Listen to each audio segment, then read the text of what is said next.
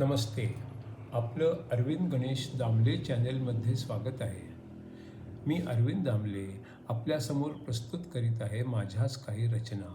हा आहे ह्या रचनांचा 1066वा भाग. या आपल्याला पसंत पडल्या तर माझ्या अरविंद गणेश दामले चॅनेलला सबस्क्राईब करा, लाईक करा, शेअर करा आणि बेल आयकॉन दाबायला विसरू नका. तर माझी जी पहिली रचना आहे हिंदीमध्ये ती अशी कि पैसा हर पाप का मूल है, ये पूरी तरह सच नहीं है. जब हम सिर्फ पैसा कमाने के पीछे लगे रहते हैं और फिर उसका सही उपयोग नहीं करते तो फिर वो पाप का पैसा बन जाता है. दुसरी जी रचना आहे ती ब्रह्मसूत्रांमधल्या 48व्या भागात. या नंतरचं पुढचं 16वं आणि एकूणातलं 231वं सूत्र. आधी जन्म आणि मृत्यू यांचा चर आणि अचर यांचा आत्म्याशी संबंध असं वर्णन आहे. हे शरीर आहे तोवरच वर्णन आहे. वेदांत्यांच्या मते आत्म्याला पण जन्म आणि मृत्यू नाही. असा उल्लेख आहे की मृत्यू म्हणजे जे हालतात ते हालेनासे होतात, पण चर आणि अचर अशा दोन्ही प्रकारच्या वस्तू बनतात आणि दोन्हीही नंतर संपतात. आत्मा शरीरात असतो आणि त्यातून तो बाहेर पडला की मग मृत्यू होतो. जन्म आणि मृत्यू हे शरीराशी संबंधित असतात, आत्म्याशी नाही. आता पुढचं 17वं आणि एकूणातलं 232वं सूत्र बघूया.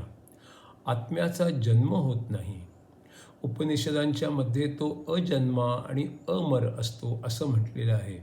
शंका अशी की आत्मा शरीरात राज्य करतो असं म्हटलंय, म्हणजेच त्याची कर्म आणि कर्मांची फळं यांच्यावर राज्य करतो असं म्हटलंय. आत्मा ब्रह्मापासून बनतो की आणखी कशापासून बनतो, म्हणजे आत्मा बनतो हे तर निश्चित. असंही म्हटलंय की आत्मा कळला की सगळं कळतं आणि ब्रह्मा जसा असतो अगदी तसाच आत्मा पण असतो, म्हणजेच ब्रह्माच आत्मा असतो. शंका अशी की तो फक्त ब्रह्मासारखा असतो का तो स्वतः ब्रह्माच असतो. आत्मा जन्मत नाही, झिजत नाही आणि मरतही नाही. त्याला जेव्हा वाटतं की त्याला नाव नाही आणि रूप नाही आणि त्याला आता नाव आणि रूप हवं, तेव्हा तो वेगवेगळ्या शरीरात शिरतो. बाहेरची हवा आणि अनेक भांड्यांच्या आतली हवा ही एकच तर असते, तसंच सर्व शरीरांमधले आत्मे एकच असतात. ते शरीरांमधून बाहेर पडल्यावरती अमरच असतात, जरी शरीरं संपतात.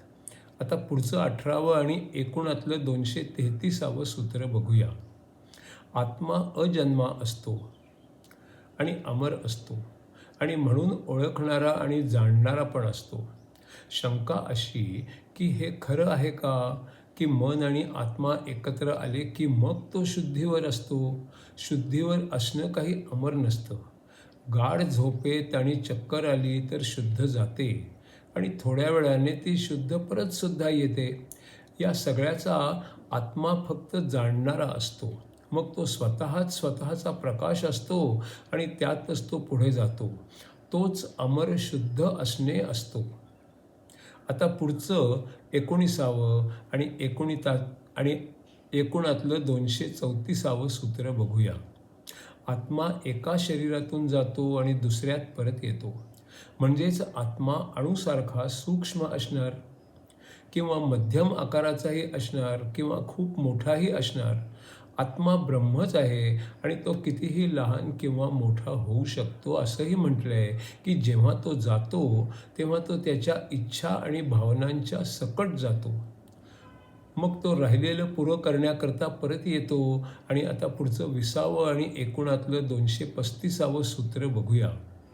आत्मा अणुसारखा असतो कारण तो कोणत्याही शरीरात जाऊ शकतो. तो इतका लहान असतो आणि बाहेर पडून पुन्हा दुसऱ्या कोणत्याही शरीरात पुन्हा जाऊ शकतो. शंका अशी की मग तो इकडून तिकडे जाऊ शकतो. जर तो कुठेही जाऊ शकतो तर तो अतिसूक्ष्म असणार.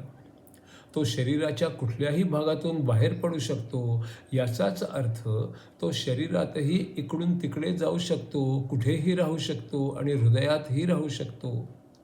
आता पुढचं 21वं आणि एकूणातलं 236वं सूत्र बघू.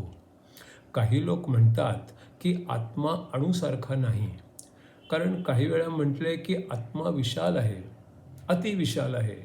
तो सगळीकडे जाऊ शकतो आणि ब्रह्म तर सत्य आहे, ज्ञान आहे आणि असीम आहे. यावर खुलासा असा की वेदांमध्ये जे सांगितलं आहे ते ब्रह्माबद्दल. शंका अशी की आत्मा तर लहानात लहान जागेत देखील प्रवेश करू शकतो. याचं उत्तर असं की ब्रह्मा कुठल्याही ठिकाणी असतोच.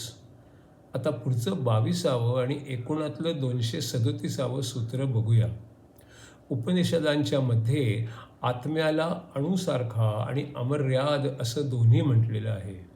त्याच्या शक्ती 5 मार्गांनी प्रवेश करतात आणि हे बुद्धीचा वापर करून समजून घ्यायचं आहे. आत्म्याचा आकार केसाच्या टोकाच्या 10,000व्या भागा एवढाच असतो असंही एका ठिकाणी म्हटलं आहे.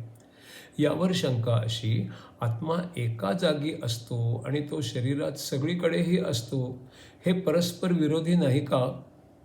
यावर उत्तर असं की आत्मा एका जागी असला तरी तो सगळीकडे आहे हे वाटणं शक्य असतं. मग एका ठिकाणी असली तरी गरमपणा संबंध शरीरापर्यंत जाणवू शकतो. एका ठिकाणी जरी आपण गरम पाण्यात आपला हात घातला तरी गरम पाण्याचा आपल्याला जो आस्वाद असतो तो सगळीकडे जाणवू शकतो. यावर पुढचं 23वं आणि एकूणातलं 238वं सूत्र बघू.